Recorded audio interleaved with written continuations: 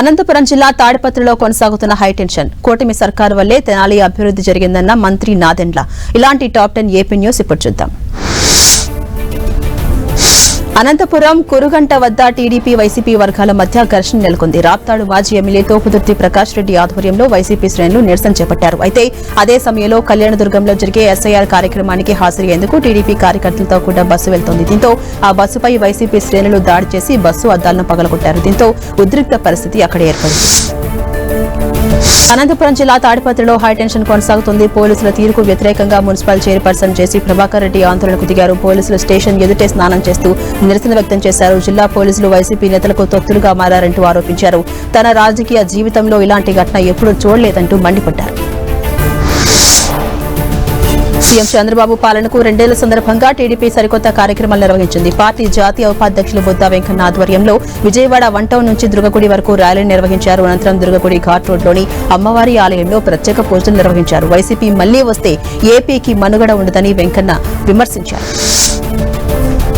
కూటమి ప్రభుత్వం అధికారంలోకి వచ్చిన 2 ఏళ్లలో తెనాలి అభివృద్ధికి బలమైన పునాదులు వేశామని మంత్రి నాదెండ్ల మనోహర్ తెలిపారు. గత ఎన్నికల సమయంలో వైసీపీ అభ్యర్థి అన్నావత్తిని శివకుమార్ ఓటర్ను కొట్టిన ఘటనను ప్రస్తావిస్తూ ప్రజాస్వామ్య విలువలను దెబ్బతీసే చర్యలను ప్రజలు తిరస్కరిస్తారని తెలిపారు.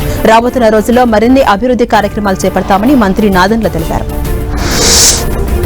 ప్రభుత్వ ఉద్యోగిగా మంత్రి లోకేష్ దగ్గర నుంచి అపాయింట్మెంట్ లెటర్ అందుకున్నారు. తోట చంద్రయ్య కుమారుడు తోట వీరాంజనేయులు. గత ప్రభుత్వంలో తోట చంద్రయ్యను వైసీపీ శ్రేణులు గొంతు కోసి దారుణంగా హతమార్చారు. అయితే చంద్రయ్య కుమారుడికి ప్రభుత్వ ఉద్యోగం ఇస్తామని లోకేష్ హామీ ఇచ్చారు. తాజాగా అతనికి జీజీహెచ్లో జూనియర్ అసిస్టెంట్ గా ఉద్యోగం ఇచ్చారు మంత్రి లోకేష్.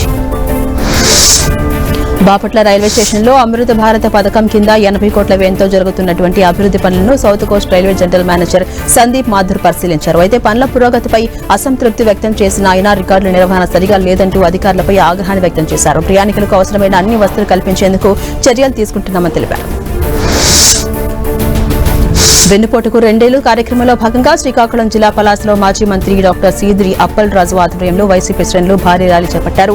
పలాస ఆర్టీసీ డిపో నుంచి బయలుదేరిన ర్యాలీలో పెద్ద ఎత్తున కార్యకర్తలు పాల్గొన్నారు. అయితే వైఎస్ఆర్ విగ్రహం వద్దకు చేరుకునేందుకు వెళ్తుండగా పోలీసులు అడ్డుకోవడంతో కాసేపు ఉద్రిక్త పరిస్థితులు ఏర్పడ్డాయి.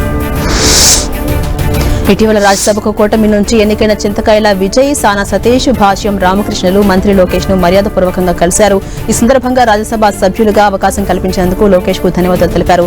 రాజ్యసభలో రాష్ట్ర ప్రజల వారిని సమర్థవంతంగా వినిపించాలని నూతనంగా ఎన్నికైన సభ్యులకు సూచించారు మంత్రి లోకేష్.